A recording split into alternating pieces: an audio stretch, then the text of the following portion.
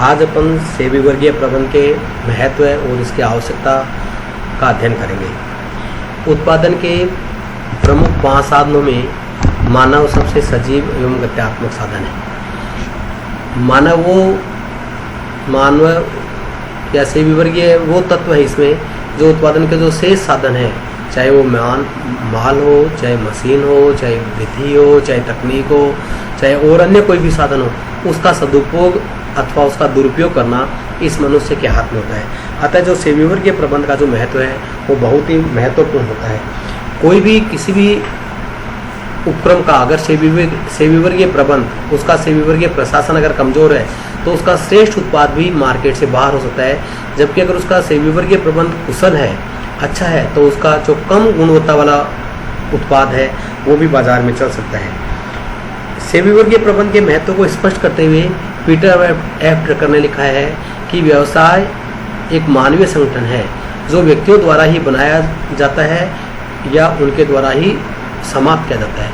अर्थात जो बिजनेस है वो बेसिकली एक ह्यूमन ऑर्गेनाइजेशन है जिसका निर्माण, जिसकी प्रोग्रेस, जिसका प्रमोशन, जिसका डेवलपमेंट ह्यूमन बींग्स के द्वारा ही संभव होता है।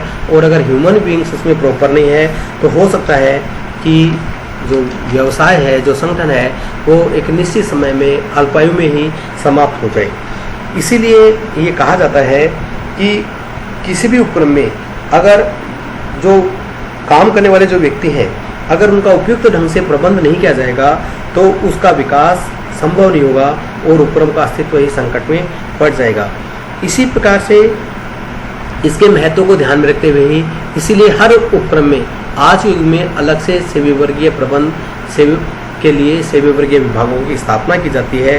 और जैसे जैसे किसी उपक्रम में काम करने वाले कर्मचारियों की संख्या बढ़ती जाती है, वैसे वैसे सेबी वर्गीय प्रबंध का महत्व भी बढ़ता जाता है। इसी कारण से जो एल्ड्रिप है उन्होंने भी बहुत ही अच्छा कहा है। उन्होंने कहा कि मनुष्य के जीवन में जो स्थान स्नायु तंत्रिका तंत्र का अर्थात नर्वस सिस्टम का होता है, वही स्थान एक संगठन में सेबी वर्गीय प्रबंध का होता है। अर्थात अगर मनुष्य के जीवन में से अगर उसका नर्वस सिस्टम फेल्योर हो जाए तो व्यक्ति केवल जिंदा रहने के बावजूद भी केवल एक मांस के टुकड़े के समान हो जाता है, एक लोथ के समान हो जाता है। तो ऐसे ही अगर किसी संगठन में जो सेबी वर्गीय प्रबंध है अगर वो इफेक्टिव नहीं है, अगर वो प्रभावी नहीं है, तो सब कुछ श्रेष्ठ होने के बावजूद भी वो केवल एक उपक्रम रहेगा नाम मात्र का। वो कहीं पर भी सफलता प्राप्त करने में उसको बहुत ही दिक्कतों का सामना करना पड़ेगा, वो असंभव के समान माना जाएगा। जिस प्रकार से अगर किसी का, अपन इसको ऐसे भी समझ सकते हैं कि अगर किसी का जो नर्वस सिस्टम काम करना बंद कर दे तो नर्वस सिस्टम के काम करने के बंद करने के कारण से कि जो पूरा जो ह्यूमन बॉडी होती है वो जिस प्रकार से पंगु हो जाती है, वैसे ही उपक्रम में अगर सेबी वर्गीय प्रबंध काम करना बंद कर दे, कर्मचारी प्रॉपर तरीके से काम करना बंद कर दे, तो उपक्रम है वो बिल्कुल एक ढांचा बन करके रह जाता है, पंगु बन जाता है, हैंडीकैप्ड हो जाता है और किसी भी प्रकार से वो काम नहीं कर पाता है। इसीलिए हम ये कह सकते हैं कि सेबी वर्गीय प्रबंध संपूर्ण उपक्रम की सफलता का आधार होता है। अर्थात अगर कर्मचारियों का सक्रिय सहयोग नहीं है, अगर कर्मचारियों का एक्टिव पार्टिसिपेशन नहीं है, अगर कर्मचारियों का फुल्ली कोऑपरेशन नहीं है, तो कोई भी व्यावसायिक संगठन है वो अपने व्यावसायिक लक्ष्यों को प्राप्त नहीं कर सकता है। इसलिए हम ये कह सकते हैं कि वर्तमान युग में मनुष्यों का महत्व बढ़ता जा रहा है और मनुष्यों की इम्पोर्टेंस बढ़ने के कारण से सेबी वर्गीय प्रबंध का महत्व भी दिनों दिन बढ़ता जा रहा है। हम सेबी वर्गीय प्रबंध के महत्व को डिटेल में जाने के लिए हम इसको निम्न बिंदुओं के माध्यम से और अधिक समझ सकते हैं। इसमें अपन जो पहले बिंदु की बात करेंगे वो करेंगे optimum utilization of human resources, मानवीय संसाधनों का अधिकतम एवं श्रेष्ठतम उपयोग। किसी भी उपक्रम के उत्पादन के 5 प्रमुख घटक होते हैं। उनमें भूमि, श्रम, पूंजी, साहस एवं मनुष्य होता है। इन जो घटक है इन सभी घटकों का जो आधार स्तंभ होता है वो सेबी वर्गीय प्रबंध होता है। किसी भी मानवीय साधनों के बिना, किसी भी मानवीय संसाधनों के बिना अन्य जो उत्पादन के घटक हैं उनका सदुपयोग करना संभव नहीं होगा। मानवीय तत्वों की उपेक्षा करने वाले जो भी संगठन होते हैं वो बेसिकली एक मैकेनिकल ग्रुप के तरीके से हो जाते हैं, वो केवल एक आंतरिक समूह के दृष्टिकोण से हो जाते हैं। उनको आप कभी भी संगठन के रूप में उनको खड़ा नहीं कर पाते हैं। इसलिए किसी भी उपक्रम की जो सफलता है वो बहुत अधिक हद तक मनुष्यों पर निर्भर करती है, मानवीय साधनों के कुशलतम उपयोग पर निर्भर करती है, और यह कार्य केवल सेवी वर्गीय प्रशासन के द्वारा ही संभव किया जा सकता है। अन्य साधनों के द्वारा, अन्य डिपार्टमेंट्स के द्वारा ये संभव नहीं होता है। इसका जो दूसरा विषय जो प्रमुख महत्व है वो अपन मानेंगे इसका कि balanced and proper development of the organization, संगठन का संतुलित एवं व्यवस्थित विकास। प्राय देखा जाता है कि अधिकांश संगठनों का विकास न तो व्यवस्थित होता है और न ही संतुलित ढंग से हो पाता है, और न ही उनके विकास में स्थिरता होती है। इसका एकमात्र कारण उत्पादन, इंजीनियरिंग, वित्त अनुसंधान आदि जो डिपार्टमेंट्स होते हैं उनका समानुपातिक, उनका एवरेज प्रॉपर डेवलपमेंट होना नहीं होता है। क्योंकि जब तक सेवी वर्गीय प्रशासन के माध्यम से इनका समानुपातिक विकास नहीं किया जाएगा तब तक इनका इम्प्रॉपर विकास होगा, और इम्प्रॉपर विकास होने के कारण से ये जो क्रियाएं हैं वो बहुत अच्छे तरीके से संपन्न नहीं हो पाएगी। ऐसा माना जाता है कि जो संगठन के विकास को गति तो सेल्स डिपार्टमेंट है, फाइनेंस डिपार्टमेंट है, रिसर्च डिपार्टमेंट देता है, किंतु इनमें सबसे बड़ी जो बाधा बनती है वो भी पर्सनल डिपार्टमेंट के ही पर्सनल डिपार्टमेंट के द्वारा ही मानी जाती है। अतः पर्सनल डिपार्टमेंट के द्वारा ही इसका समाधान किया जा सकता है। अतः संगठन के संतुलित और व्यवस्थित विकास के लिए भी सेवी वर्गीय प्रबंध बहुत आवश्यक होता है। इसका जो तीसरा अपन महत्वपूर्ण जो विषय, इसकी जो इम्पोर्टेंस है वो अपन मानेंगे कि इफिशिएंट ट्रेनिंग और डेवलपमेंट ऑफ द पर्सोनल, कर्मचारियों का कुशल प्रशिक्षण और विकास।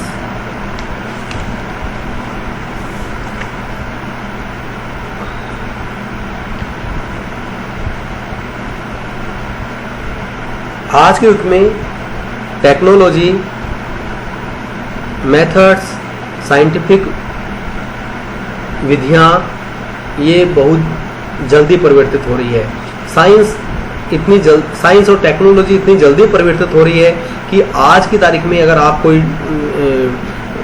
मेथड अडॉप्ट करते हैं, हो सकता है कल की तिथि में ही वो मेथड है वो आपको आउटडेटेड नजर आने लगे। इसलिए आधुनिकतम मशीनों, उन्नत तकनीक और वैज्ञानिक विधियों और नवीन संशोधनों से अपने कर्मचारियों को परिचित कराने के लिए प्रत्येक संगठन के बहुत ज़्यादा आवश्यकता बढ़ती जा रही है।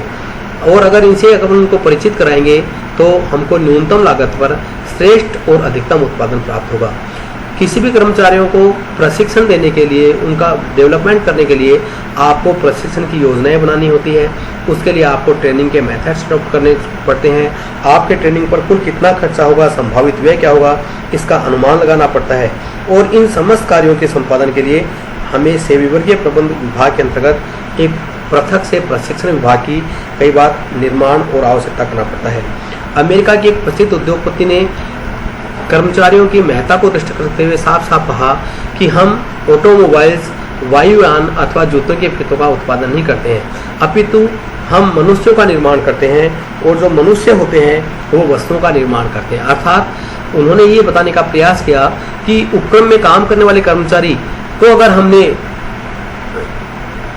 तैयार कर दिया, अगर हमने उनको मेंटली प्रिपेयर कर दिया, तो हम चाहे कुछ भी बनाते हो, अगर हमारे कर्मचारी उपक्रम के प्रति डेडिकेटेड है तो हमारे सारे कार्य अच्छे से अच्छे, बढ़िया से बढ़िया संपन्न हो पाएंगे। अन्यथा आप कितना भी प्रोडक्ट का निर्माण करते हो, अगर आपने मनुष्यों का निर्माण नहीं किया तो वो कोई भी उत्पादन है वो श्रेष्ठ नहीं हो सकता है। इसके बाद में अगर अपन सेवी वर्गीय प्रबंध के महत्व की बातचीत करें तो कर्मचारियों के लिए पदोन्नति, पदावनति, उनके स्थानांतरण, इनकी नीति और इनका प्रशासन क्या होता है, इनके बारे में निर्णय लेना भी एक महत्वपूर्ण कार्य है। आज के युग में कोई भी कर्मचारी वहाँ पर कार्य करना पसंद करता है जिस उपक्रम में ट्रांसपेरेंसी हो कि मेरा प्रमोशन कब होगा, मेरा ट्रांसफ़र कब होगा, मुझे किस प्रकार से कार्य करना है, अर्थात सारी बातें उसके सामने हो। अगर किसी भी उपक्रम में पदोन्नति या पदावनति या ट्रांसफ़र इत्यादि की स्पष्ट नीतियाँ नहीं है कि उसका टर्मिनेशन किस कारण से हो सकता है, उसका ट्रांसफ़र किस कारण से हो सकता है, उसका प्रमोशन टाइम बाउंड होगा या सीनियरिटी से होगा या मेरिट बेसिस पर होगा, किस प्रकार से होगा, ये सारी बातें स्पष्ट होनी चाहिए। तो किसी भी उपक्रम में जो प्रमोशन पॉलिसी है वो न्यायोचित, समयबद्ध एवं योग्यता पर आधारित होनी चाहिए।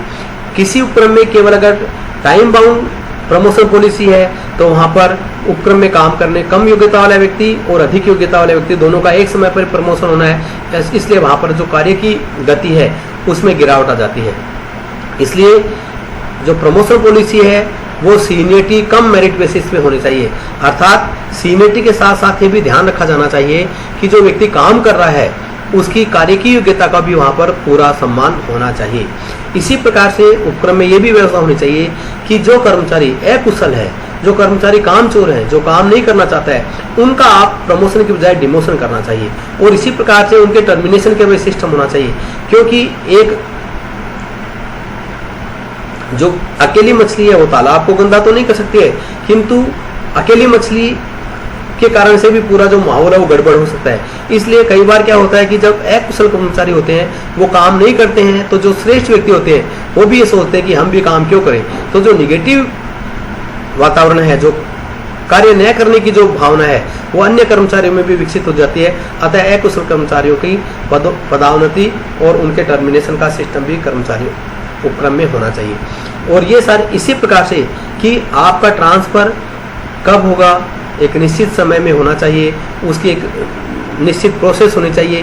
परंतु हम देखते हैं कि कई उपक्रमों में एक कर्मचारी का अपने जीवन काल में 50 बार ट्रांसफर हो जाता है। उसकी सर्विस का पीरियड कुल मिलाकर के 20 साल होता है और उसके ट्रांसफर 50 साल होते हैं। तो वह उस उपक्रम कर्मचारी न तो वहाँ के वातावरण से परिचित हो पाता है, न वहाँ के कर्मचारियों से परिचित हो पाता है, न वहाँ के समाज से परिचित हो पाता है, न इस उपक्रम से परिचित हो पाता है। केवल वो व्यक्ति इधर से उधर घूमता रहता है और उसका कोई भी प्रोडक्टिव आउटपुट हमें नहीं मिलता है। अतः बैंक की तरह से हमारे पास में या जुडिशरी सिस्टम की तरह से हमारे पास में ट्रांसफ़र की एक निश्चित पॉलिसी होनी चाहिए, जिससे हर कर्मचारी निश्चिंत रहे कि मेरा ट्रांसफ़र कब होने वाला है और कहाँ हो सकता है।